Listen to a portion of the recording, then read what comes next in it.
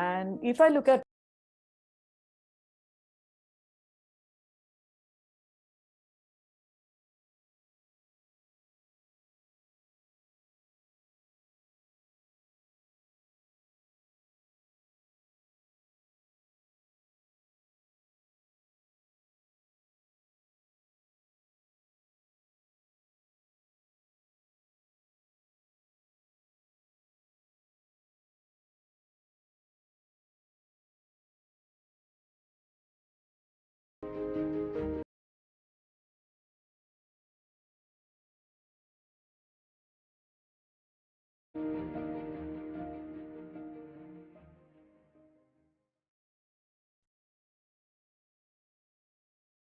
Hello, everyone. Good to see you all here. I'm Kiva from Coacharya. We welcome you to our webinar today with Komal and our guest, Preethi. Before they join in, I want to just quickly request you all to actually share with us where you are joining in from, what you're looking forward to in today's session. We'll wait for a few more people to join in. Hello, please use the chat box. So as people are joining in, I am going to also just take a minute of your time, Komal, before I hand it over to you, to just share with everyone the different programs that we have lined up at Coacharya in March. So February is over, 2 months of the year are already over. We are in March now, and we have 5 really exciting courses here. As you'll see, we're starting with systemic team coaching on 9th March. And this is a new one that we are bringing in, and this is in line with ICF's ACTC certification. We have 3 coaching foundation courses and all with the different specializations. So we have neuro-linguistic programming, holistic life and well-being, and ontology. And we also have an advanced coaching program, which is on coaching leaders. So just wanted to start by sharing with you all what we are bringing to you with respect to the courses this month. And if any of you find any of these courses interesting and you want to know more, just write to us at contact@coacharya.com. So thank you so much, and welcome again, everyone. I am going to now hand it over to Komal and Preethi. Thank you, Kiva. Thank you so much, and welcome everybody. Welcome to our today's conversation, where we are going to be celebrating a week ahead, the Women's Day. So today you see with me Preethi Raja, who's here in this space with her graciousness. And I must tell you that we are in to learn a whole lot from her in today's conversation. Preethi, would you like to say more about yourself, how you see yourself to our people? hello, everybody. Happy to be here. About myself. So I think as an individual, I would probably, I think curiosity is my hallmark. Love to learn, continuously learn. So every day I look forward to adding something new. And I think a gypsy for all seasons. Love to travel and pack my bags, etc. From a professional perspective, I have close to 25 plus years of industry experience, and probably started at a time when computers were not part of, the industry, and have started my career in marketing and moved on to human resources. Have worked as HR business partner, then moved into consulting, learning and development, and currently, if I look at what I do, I think organization development consulting, leadership development, customized L&D programs, mostly behavioral. I'm a trained process work facilitator for conducting personal growth labs. I'm an MBTI certified trainer. But in addition to all that, I think I'm also an individual who loves all the good things in life. So travel, food, books, movies, and people. I think people take precedence over everything else. So meeting new people, I think, is one of the things I thoroughly enjoy doing. I've ventured into coaching, and I've just completed the basic foundation course with Coacharya for ACC, and in the process of credentialing with ICF. So that's what I'd like to share. Wonderful. Thank you so much, Preethi. A lot of hats that you wear, and a lot of people would be able to resonate with that.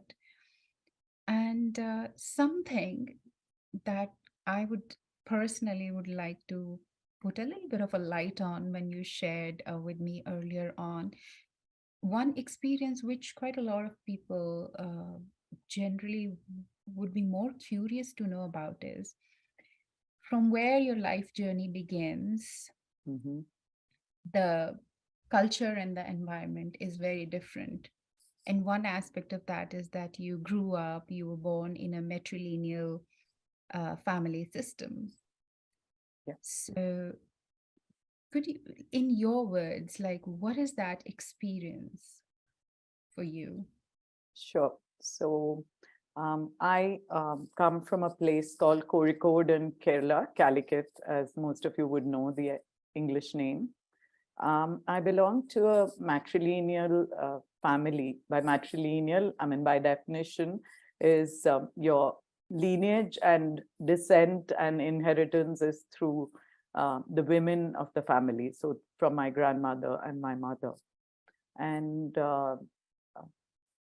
I think a lot of communities much earlier, maybe about close to 200 years earlier, I think matrilineal was one of the ways that many communities actually followed, whether it was in Indonesia or Africa. But I think currently, if I look at matrilineal kind of living, it's very few that I'm aware of. I think Assam does follow, and in Kerala, there are some communities that follow matrilineal. So I grew up where having a girl child was very critical for continuing the lineage or the family.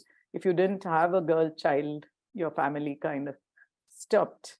And in terms of inheritance, women actually, if you had to share property, then women would actually get one for themselves and as many children as they had. So if I have two, then I would get three shares in the property, whereas my brother would get only his. He wouldn't, because his children then had the lineage from their mother. So that was the way it was. But now I think it's pretty much rationalized and equal, though my name comes from my mother's and my grandmother's family name. So my inheritance and my lineage and descent, I belong to Calicut, not from my father's family, which is from Cochin. And do you think that in a way has added something different or brought to you something different, which you probably would have observed later when you came to work in systems which are sort of resemble more like patriarchy systems? That's true. So I think if I look back at the most influential people in my life, I would definitely like to talk about my grandmother. She was a very strong matriarch and a role model as far as I was concerned. She was a Gandhian, she was a freedom fighter. She worked for the upliftment of the marginalized people in society. Not only people, I think empowerment of women, education, financially empowering them by getting them organized into cooperatives, which could actually, produce things which can bring them financial independence. So I've seen her working at all levels and also traveling, well-read, So I mean, I can actually, I mean, looking back, she has been one of my most strong influences, and also the decision maker in the family as I grew up. So the authority we referred to as we grew up was her. Though I did grow up in a nuclear family, but I think every holiday growing up and a good part of my higher education, because my father had a transferable job. I mean, my initial part of my life, I was quite a gypsy because my father had a transferable job. So I've lived in most states in India, and in that sense, that's why I also call myself a gypsy. But I think there's a very, very strong anchor that my grandmother played in my life. So that's one thing. And I've seen my mother post that. So if I look at her as well, she is another woman who's been an entrepreneur, who's who's actually held the family together. I lost my dad pretty early in life, and she's another role model for me. So not only in the terms that she held the family, I think she also invested in other things, like, so she was the um, Kerala State Women's Chess Champion, I think 7 years in a row. She started a business just before my dad passed away. And then, of course, my dad was pretty young, so they offered his job to her later. And she was more educated than he was. So she had already done her post-graduation in social sciences and all that. So she worked. She was an entrepreneur. She continued her business, and she held the family together. So I think if I look back and look at people who have influenced the way my life and my choices have been made, I think it's been women. Wonderful. That's so beautiful. I remember when I was little and I was growing up. So, in my mother's school, she was a teacher. Actually, I also studied in the same school. So, it was my school too. So, there was this yard where on the walls there were some words of wisdom sort of written. And it used to be my favorite work every day. I would keep jumping on the leaves, the fallen leaves of the trees, and keep reading what's written. And I would have read those words like thousands times. One specific thing which I remember, and I sort of reflected and contemplated a lot on that, was it was written in Hindi, but I'll translate in English and share. It said that to educate a girl is to educate a society. Right. And and that is a stark difference which I feel and I felt also from what you're sharing, because within your home, your own home, you had not just strong minded but also very safe and supported women who were so assured of their presence, their being. That's right. Whereas for me, I feel like my grandmother was also a very, very strong influence, but she also had certain traits which may not be appreciated quite a lot. They worked for her, they were her strength, but they were, judged quite a lot as well.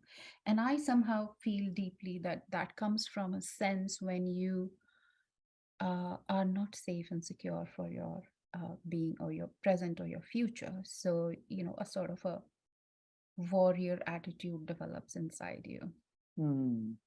I think, in a way, strategies for survival, Yes. right? Yeah. Yeah.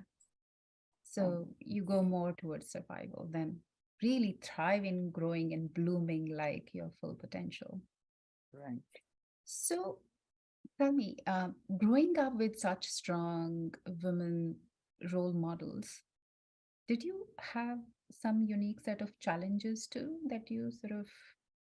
Yes, yes. So if I look back, I'm the only girl in the family, and in that sense, it was my responsibility, to uphold the family traditions and values. And, so to be a good girl was like a given, like there were no questions about it. And, but in addition to that, I think a lot of focus on doing well in anything that I did from my mom.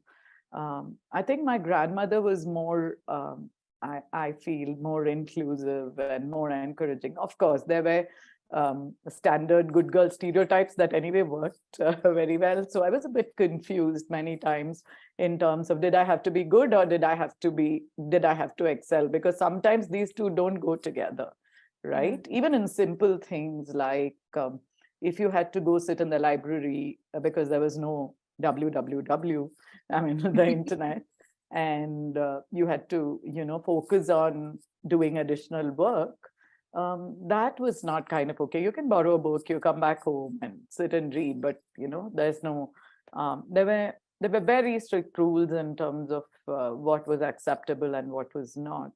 So the good girl was a very big image that I mean, the good girl still pops up many a time, even now, after so many years. And now I feel that gender doesn't matter so much because I've been there, done that, and, worked and, I mean, had fun and all of that and gone through my own challenges. Yet the good girl pops up many a time because it's such a deep, ingrained, uh, stereotype in a way. I mean, it's helped, but I feel that I actually did not dare dream beyond the good girl in a lot of ways. Still, I was much older, and I feel that I did lose out. I mean, I don't regret it, but I do feel that it did put limitations on the way I looked at what my choices could be or what I would love to do.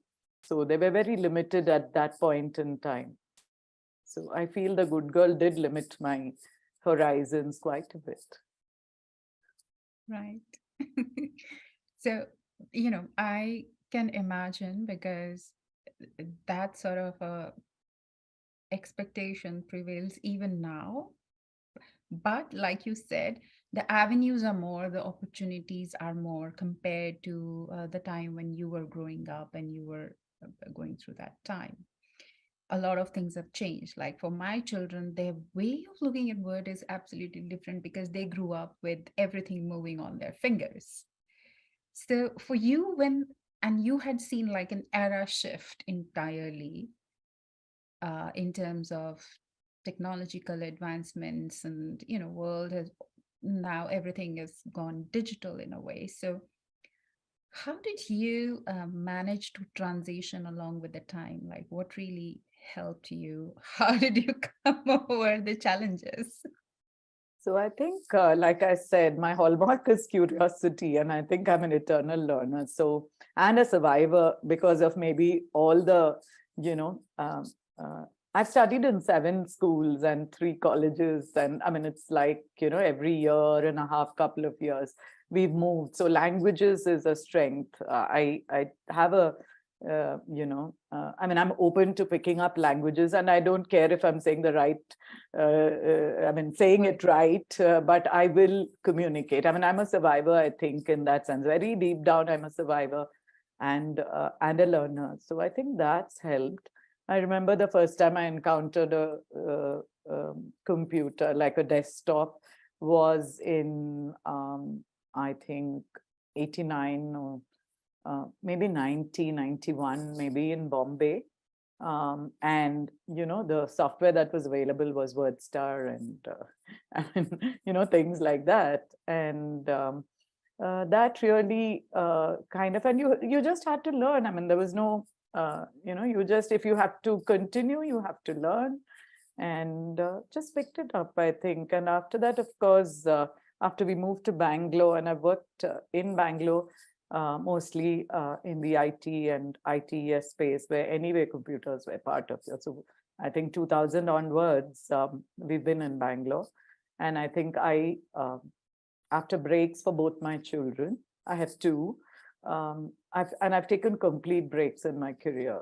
somewhere, because like I said, my mom had other responsibilities of bringing up my younger brothers and all that. So in that sense, I have believed that, the first 10 years of my career was probably very uh, uh, secondary, and family was very important. And I think post 2000 is when I really kind of made choices to grow and take risks and look at global roles, and I mean, very different things from what I've done in the first few years of my career when the children were small, and, that kind of thing. But I do want to bring in a perspective here, Komal. So, one is the outer, how the world configures around, and the stereotypes and the discrimination and inequities and all of that. But I also feel there's this very active inner world, what I would call the inner landscape, which again is so critical to empowering oneself.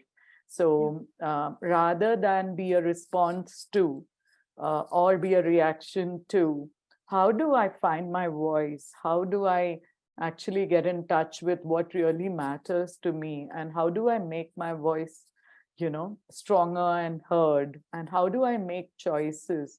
I think that entire inner journey, I think that also came in very, I mean, I think in my life, my husband has also played a very, very significant role in terms of being supportive and encouraging of anything that he has found extremely, new and transformative. And I think process work was one such thing, and process work for inner transformation has been something I have engaged with since the early 90s. And I think that's one pillar that's really stood me in good stead. So if I'm here, and talking about all of this, I think that journey has been, in addition to all my experience and everything, I think the inner journey that actually helped me find myself, I think, has been very important. And I continue to engage with it. So I'm also the executive trustee of a foundation called Asta Foundation for Human Learning and Growth. We're based in Bangalore, but and we offer, it's a not-for-profit trust foundation, and we give voluntary time. We offer programs in the summer and winter for all age groups, residential programs for inner transformation, because that's one thing that's really made a difference to my life. And I think as many lives as we can touch is something that, so I think I've offered time since 95 to facilitate programs completely voluntary. And I think that's one thing that I truly believe in has made a difference, finding your voice. That's so beautiful. That is absolutely so beautiful, because I think that is what more and more people need to come to understand, that external world will continue to be or continue to go on, but till the time we get in touch with our interiority, how we view our perspective, nothing outside is also going to be changing. You have brought a very important point, which is reminding me of something very powerful that I recently read in a book, and I wanted to share here. It's a book by David R. Hawkins. It's called The Map of Consciousness. So what he has done is he's sort of calibrated different levels of human consciousness, starting from the shame, guilt, anger, fear, up to love, joy, and enlightenment. And he's done those experiments and calibrated and sort of written. In his words, he says that whenever we observe something, we already make a change in that thing because the consciousness is involved. Mm-hmm. And he says that's why it's important to consider that from what level of consciousness you're making that perception or observation is how that thing or that event or phenomena is going to change. Mm. And so I found that so beautiful, and it resonates with what you're saying. That's yes. your inner world, your voice, and how you're bringing that out. Because the more you use your voice, that means the more you're in touch with your own inner authenticity and making a space for that. That's right. I think the better world we are creating, going to create. Right. And so, how do you see what is required for now us, all the generations coming forward, especially when the world is going more and more AI and more digital, and it sort of looks and seems like nothing like ever before. So how do you see that our voice would really help us navigate in the new territories? Yes. So I think especially through the pandemic, I think the way the world has worked has totally changed. I mean, I don't know if 2, 3 years ago we would have imagined that the world would change. And in that sense, I think technology and innovation has definitely brought in, amazing reach in terms of resources, connectivity, access to,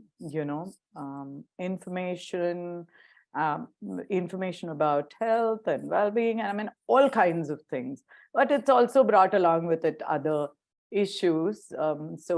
And we are still talking about, you know, inequities and how can we, actually give access to girls and women uh, in order to, really make a difference. I mean, it's like a catalytic kind of change in a way. And how do we do that?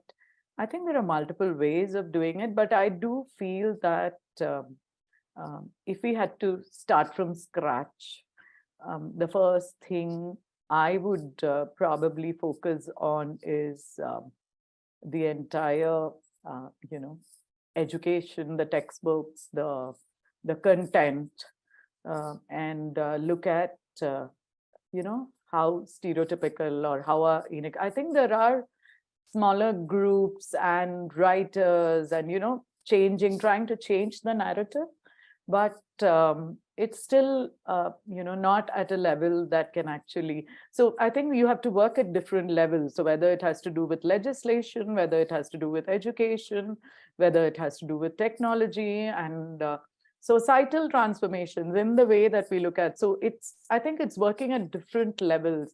And I think we are at a time and space where, for example, like whether it's the UN or anybody else, if we look at all the sustainable SDGs or the sustainable development goals that UN and the Global Goals Organization has taken on, I think gender equality is, I think, at number 5 or something. And reducing generally all kinds of inequities is, I think, goal number 10 or something, if I recall. Yeah. So I feel that there's a lot of rhetoric, there's a lot of, resources, there is a lot of conversation that's going around this. And I think this is the right time that, really transformative shifts can happen.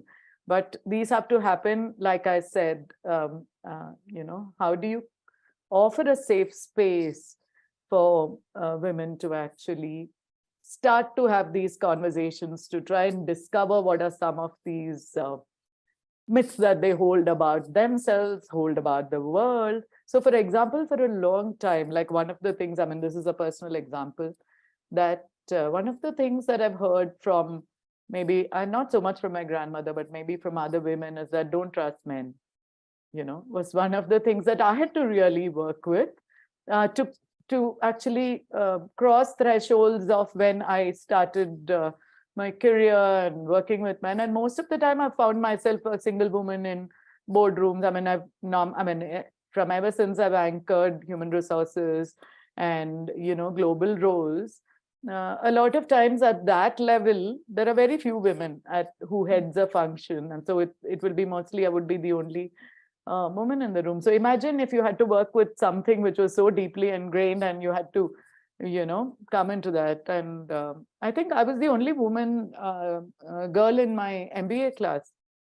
it was all men. So, I mean, I think it has taken a lot of working with. So I think one is, how do you create safe spaces for women to have these conversations? How do you actually work with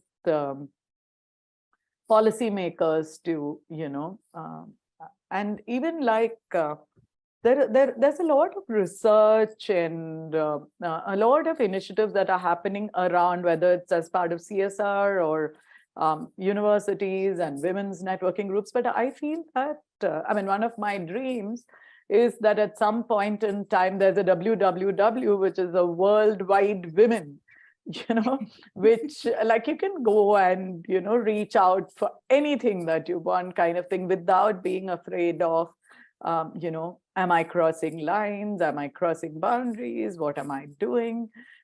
Just even to be stupid and to be able to talk about my fears and my ideas and my dreams, and connect with people who I can connect with too. And I feel that it's not only women who are required. You also need champions, and strong champions who truly believe in this cause. And this gender equality is not for the women alone, because if you look at economies, women are 50% of the population. I mean, they are like, and if you are actually, withholding them, or, there is no opportunities provided to them for contributing to the economy, then, I mean, what are we doing to countries, and what are we doing to sustainable development and all of those? So there are so many things that are linked. I feel that the time has come when things are shifting, but I think they need to connect, and it has to become, a larger. And there are other marginalized sections of the community as well. But then if I look at the human race, which is like, I don't know, 300,000 years old, and if I look at women who have joined the workforce, I mean, it's only in 2016 that, for example, the prevention of sexual harassment came in, which was a very, very, people never spoke about it, right? I mean, so it's taken so many years for things to move. So whether it's policy or legislation or narratives, I think that's where we need to work at. Absolutely. And I feel that thinking of like, don't trust the men, sort of also, I sort of experienced it in my mother's experiences too, although her entire life experience or journey after getting married, after having children and coming to the work life, like she has led so many men in her departments and wherever she's worked. But she did her education in a women's only college.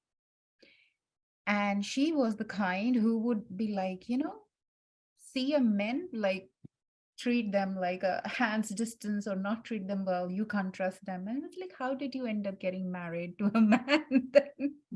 We would joke, but now I understand and I appreciate now that it must have taken quite a lot for her to sort of understand or grapple with those different narratives. And you're right. I think one important thing is to, if we really want to shift and change the narratives, a very constructive effort is required towards all of those things.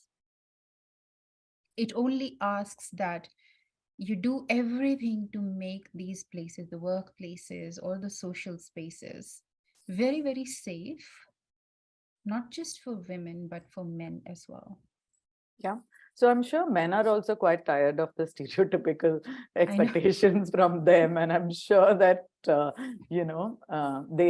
they would be happy to kind of look at it. But I still feel that over the, feminism and as a movement and, finding your voice and everything over the last few years, I think we've started, growing up our daughters as sons in a way. I mean, I'm just using those words in inverted commas, but I'm not sure whether how many of us would bring up our sons as daughters. I mean, what I'm saying is that, of course, there is, I think, in aware societies and maybe in larger cities, these stereotypes have started dissipating a bit, but I think very deep down, it will take so many more, I don't know, years to change this narrative, this conversation that's going on in our head in terms of, I mean, the psyche of the human race itself, as to how does one,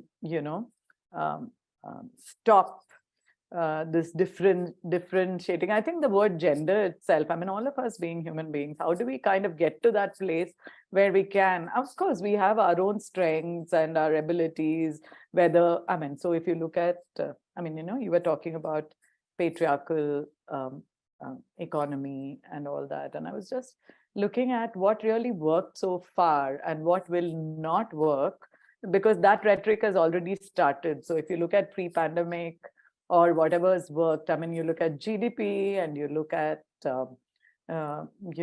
control and competition and all of those as pillars of that economic paradigm, which was driven mostly by patriarchal economies. And if I look at post-pandemic, we are talking of compassion, we are talking of fostering, and these are a whole lot of things which are very intrinsic to the feminine. And I feel that as individuals, we have both. Just that because of the stereotypes, we've probably invested more into one part of us than the other. And how can we integrate this to actually reduce these huge differences, or, that are between gender? Of course, we will have the, we will have, childbirth, and those are the physicalities of being. But if you even look at, even now I hear HR managers or organization leaders saying, let's not hire women because now the maternity leave has become 6 months, and not sure whether, and they also can extend for another 6 months without pay, and then you don't even know whether they'll come back. So how do I want to deal with it? But it's reality that if you, you can only have children through women as of now. I don't know whether AI and, robots will take that on. Maybe they will at some point in time. But if that is reality, and if it is reality that 50% of the population are joining the workforce, then maternity leave is a reality. It's part of, it's a given. So, these kind of things, I think are something that one does need to, look. How do you look at these kind of things? So, for example, even unpaid work. So, for example, household work or caregiving is a large part of the economy in a way. So, if you were to hire somebody to do all that, how much would you pay? Yes. Right. And that is not accounted, only the GDP seems to be accounted for. And what about this entire portion of, unpaid work that everybody, I'm not saying only women do, men also do, but to a large extent, women take on because it's part of their, how they've grown up and stereotype and everything. So I'm just wondering so there's a lot of things that we have to actually change the definitions about. Yeah. And, that's one question which sort of appeared more and more in my awareness when I made a move from India to Canada a few years back. Because when you are closer on the ground in certain spaces, you know more about the reality of the situations. Mm-hmm. So a certain part of the world is called as underdeveloped, certain part is called as developing, some certain part is called as developed. And when you come to that developed world, you notice and observe, yes, the per capita income is higher. Yes, their GDP is great. Yes, their currency is very, very strong. But they are on the ground grappling with such dire situations, such dire conditions. The addiction rates of the people are so high. The violence, person to person violence rates are so high. The education system at the ground is sort of crumpling down. And I was like, on what basis do these countries claim to be developed? How are we sort of defining development then? Yeah. like you said, only in a very, very number or a very, very material gain terms. And that material gain, how? Through spoiling the environment, not bothering about the earth, water, air, Absolutely. polluting and creating a havoc in the entire world. And then waking up and thinking, oh, somebody else sort of takes care of it. Yeah, So that's I true. think what's showing up more and more to me in this conversation with you as well, and through my self reflection, is like at a very large systemic levels too, and at a very personal individual levels too. I think we Mhm. need to spend some time with redefining our definitions. Absolutely. Like, what does success really means for us? Yeah, so if I And actually, I'm sorry, Komal, go ahead. no problem. Go ahead. So I think one of the things that I'm in touch with is, I mean, looking at the economic paradigms of a patriarchal society, and if we kind of try and superimpose, let's say, from a feminine economic paradigm perspective, I feel collaboration and compassion and more with the natural cycles of ecology and the environment and sustainability and all of this I feel would come in, because if I look at the richest, the tallest, the, I mean, that kind of paradigm, then it's at the cost of, I mean, you've actually lost your connect with everything else around, because then only that matters.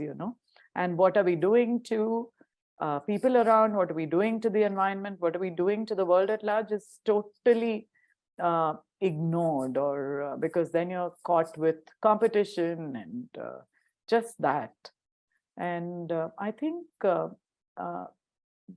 actually what the world needs is an integration of both. Can we balance it out? And I think for that, we do need to bring in both. So, for example, one of the inequities that I'm aware of is women entrepreneurs hardly get financial help or loans from financial institutions, primarily because they don't own anything. Like mostly, if I look at the economy, and if men are the earners, and they have, titles to the property, etc., then women don't have. Whereas, I mean, of course, now there are slight changes, and in fact, I think there are places where they are insisting that if you're married, then the title should be a joint one.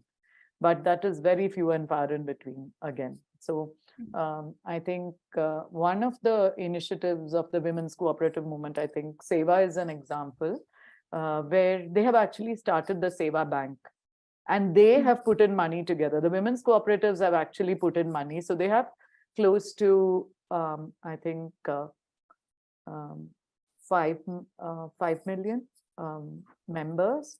And each of them have actually put in, whatever they can share into the bank, and then people draw credit from it. So I think microfinancing as a concept, at a grassroots level, to make that um, difference. And like you said, when you educate a woman, it's not only her, but it's the family, and then the society, and the network somehow, because collaboration and sharing are very, very, part of the entire landscape, both, I mean, inner landscape. So I think that's the way to go. And I think um, all these innovations that we are looking at in the way society looks at it, one is the technological innovations and what those can help. So for example, I was so happy that the lady who irons my clothes has a GPay account. I mean, like she didn't have it initially. So when the pandemic started and everything, only her husband had. And she used to be very worried because we never had cash to give her. So we'd have to GPay him. But now she has her own GPay account. And I mean, these are things that are changing in front of you. And I Yeah. think these things will make a difference. So, Yeah, I understand that because there's a completely different sense of uh, being acknowledged for your work, or knowing that, yes, I do have got some strength or some capability to make my own independent decisions and choices. Mm. And this also reminds me, so in Canada here, I'm associated with two uh, different NGOs that work with the women. And one of them recently, a friend sort of shared this opportunity to become a mentor for some women who are being coached and mentored to be entrepreneurs. Okay, lovely. So it's a group of 24, 25 women. And I kid you not, all of them, their ideas are super brilliant. I am so impressed when I heard their business ideas. And somehow they're all associated with wellness They're and all well-being of associated with people, wellness. wellness and well-being of people in their own way. Lovely. Like somebody wants to do something with the health food vending machines in hospitals and places here. Somebody wants to offer some service to the terminally ill or cancer patients for their Mhm. pain management, or alternate ways of supporting, and so many different things. It's amazing to see. Right. And I have, through my move to Canada, and that too at a time, especially when there was so much of lockdown and everything going on, and I didn't know anybody here. I think what really supported me were two things. One is I definitely had some support from my family. I was living with my brothers, so I wasn't worried to immediately start to earn or to do something. And then the government policy support. Okay. And I realized during that time period that it doesn't matter how much educated a woman is or whether she's not educated. If they have to thrive, then the support is definitely required from all the aspects. Right. It is required at a larger systemic level through the government policies and procedures as well. And it's also required at the levels of families Right. and social platforms and networks. Right. Otherwise, it's a tough journey of striving and fighting and then becoming a warrior.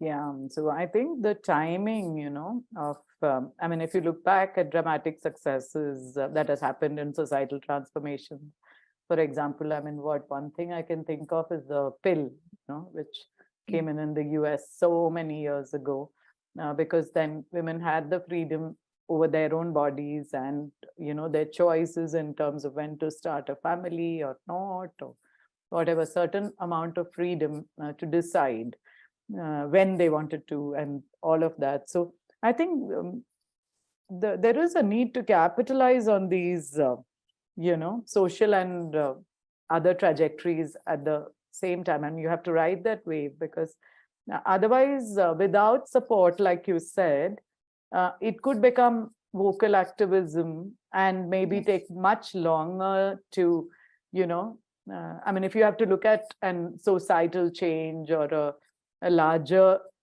transformation, I think the the support, I mean, at all levels, I think is very, very important. Fantastic. And so, one question which is sort of popping up in my mind. So I see now, notice quite a lot of these content creators in the new age and new space who are women, especially from the West side. There are quite a lot who are online creating content, motivating and inspiring other people. Do you see back in India, we still somewhere have a little bit of this mindset like girls and technology? No, I mean, so I've been part of the technology industry for almost 20 plus years now. Um, Mhm. I mean, 23 years to be precise. When I restarted after a break was in 2000 after my children. And what I remember is, uh, I mean, what I've experienced is, I don't think there is a difference, and I see a lot of women who are part of the, technology space, content creators, design, user interface design, UI and UX. I mean, all kinds of things, even AI. And I mean, I've seen quite a lot of women, not only women who are in their 20s and all, I've seen, older women as well who have been part of that technology, innovations that started sometime early 2000s or late 90s kind of thing. So they are very, very much part of the technology industry. And I think connectivity and the internet have actually exploded that possibility that girls and women can actually, irrespective of wherever they're sitting, because now there are a lot of roles, especially content creation and all that, you can work from anywhere. It doesn't really matter that you have to be, I mean, you have to be on calls and be connected and try and get the, what is required to be done. But other than that, you're pretty much creating it on your own and working along with other teams. So I feel it's actually exploded in a way that it has actually, some of those boundaries have actually dissipated or disappeared. Yeah. I recently read a news report which wasn't really very surprising and alarming, because that's the sort of trend which I've also been observing around me quite a lot. This news article was around the fact that how uh, couples these days, and especially women, are opting to have no children. So there's like no child policy. We are not going to have any child. How do you look at it? I mean, do you think this is something like, what is happening when we hear this, and where do you think this is going to take us all? So I don't know what percentage of the population it is, because I mean, at least in India, from whatever I see and my own experience with the current generation, I do agree with you that there is a certain percentage that is moving towards and making those decisions. But I would put that possibly at not more than, let's say, 15%, 10 to 15%. And I think there is still a lot of the old world in India. I mean, if you look at the tier 2 and tier 3, there are still first time job seekers and, people, families from agricultural backgrounds whose children have just started join the industry, technology industry. So there's still a journey. So I feel that, I mean, it's both. There are both. And the percentage now is still, but yeah, and I think the world, the way it's going, I mean, not to sound very negative, but, this question of, do you want to bring one more human being into this world, which is fighting at all levels? I mean, whether you talk of Ukraine or what's happening in Tehran with the girls and the women, as far as, I mean, poisoning girls. I mean, I was like shocked when I was reading it, saying concerted effort to actually keep girls at home.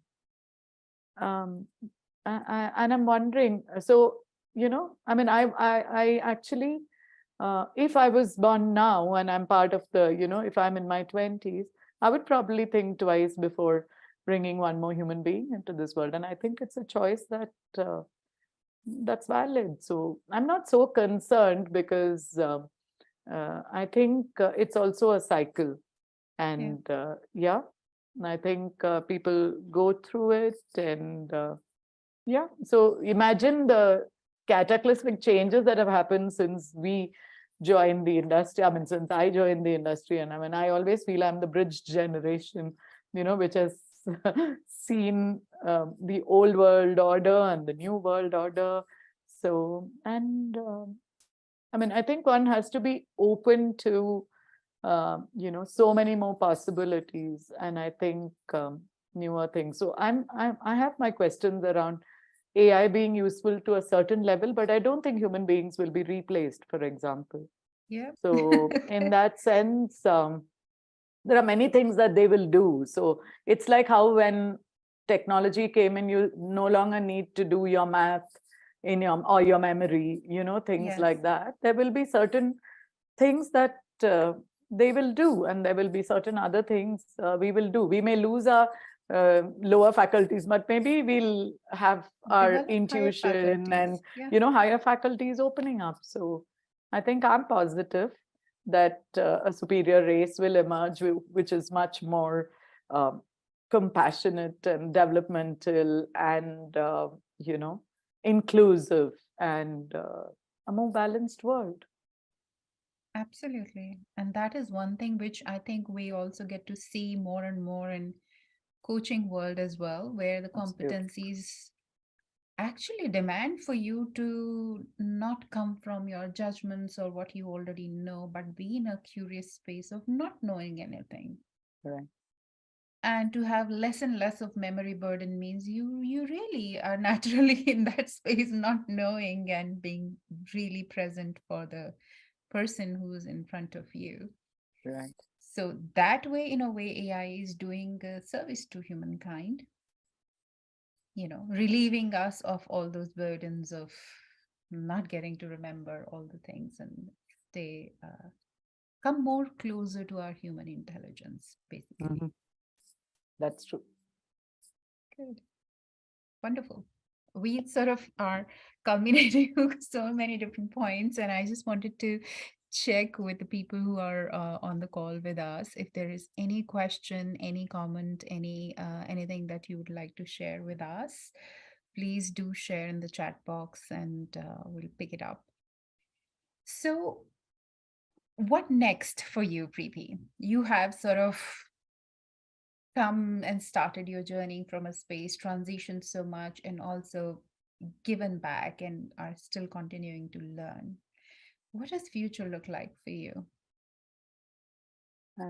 I think relationships is one area that I really draw a lot of energy from, and I feel that you know the and especially after having gone through the formal coaching framework, etc. I mean, I used to do as part of my consulting a lot of individual as well as leadership coaching, but this puts a framework around it. I feel most of the answers are within us, and can we ask the right kind of questions which can actually open out windows, throw more light, and can people own up more of their potential that they seem to hold locked up because of all the way they've grown up, or all the limitations that they perceive to be around or have experienced really. So I think more and more I would love to spend time offering that to people is, and I think it will make a much better world in whatever is my circle of influence. So I think that's what I look forward to. And wherever I can make a difference, I think that's what gives me happiness. So that's where I am. And of course, keep myself active and take care of, mine and, well-being of people who I come in touch with in whatever way I can. I think that's what will make me happy and hopefully uh, make this world a better place. Yeah, beautiful. One thing that I want to share, like you started it with having a very strong role model in terms of your grandmother. And I also recall the influences that my grandmother had on my life. When I came to Canada, I got to know about the Indigenous culture and that how revered the role of grandmothers have been in the Indigenous culture. Mhm. They were considered to be the caretakers of the wisdom and all knowledge that they will pass on to their grandchildren and the next generations. And Mhm. generation after generation, their role was so strong in the community, in the society. And when the Britishers came and they began to colonize Canada, the first thing that they did was to take away those generations apart from each other. Brutal. and s- and it was brutal. And and the pain is still felt in the land where we are. But I personally feel and think that the world needs more and more grandmother figures, more and more grandmother mentors who do not belong to any particular land but are available and accessible to everybody around the world. And the elders who can sort of hold the space for the new generation to come up and somehow sort of help them also stay connected to the roots Yeah. while they are exploring their own flight, their own journey ahead. And so I think, and there, this uh, technology advancements, I think, could be very, very useful. Like you said, the Worldwide Women Network, I would say Worldwide Grandmothers Network or association or whatever. But that would be something fantastic to Yeah. And imagine. not to exclude the men somehow, because they Yes. also bring in their own strengths Value. and Yeah. so I think men who have been able to integrate their compassionate and collaborative sides, who that again is a huge strength. So I feel not to exclude but to include is something I'm in touch with. But yeah, I think so many things have changed from when women were only to be seen and not heard to, uh, women running organizations and running countries. And so many of those things, still few and far in between. And there's still a large numbers to touch. But I think it'll happen. And I have very deep faith that human beings at some point will have to take cognizance of um, that what is needed is to evolve from what we are to looking at more inclusive paradigms. So I think that's where I am. Wonderful.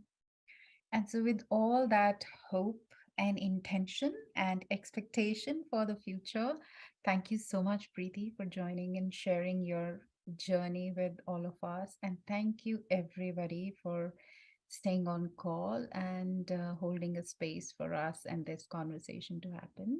Have a wonderful day, night, wherever you're joining from. Thank you Any so last words, much. I Preethi? think I want to add to that. Uh, it was a very natural and there was a good flow in the conversation, I think. And thank you so much, Komal, for being there. And I think I thoroughly enjoyed today's conversation. Thank you, Coacharya, for inviting me today to be on the panel. And I had my concerns, but I think they were unfounded.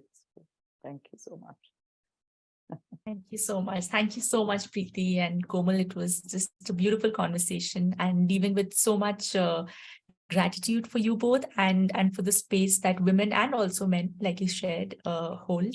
So thank you again. Thank you. Thank you, Kiva. Thank And you to thank all our you, lovely I think, to participants. each of the participants for, being there. Absolutely. Thank you all. We'll close off now for today and we'll see you next week at the same time. See you. Sure. Bye-bye. Bye. Bye.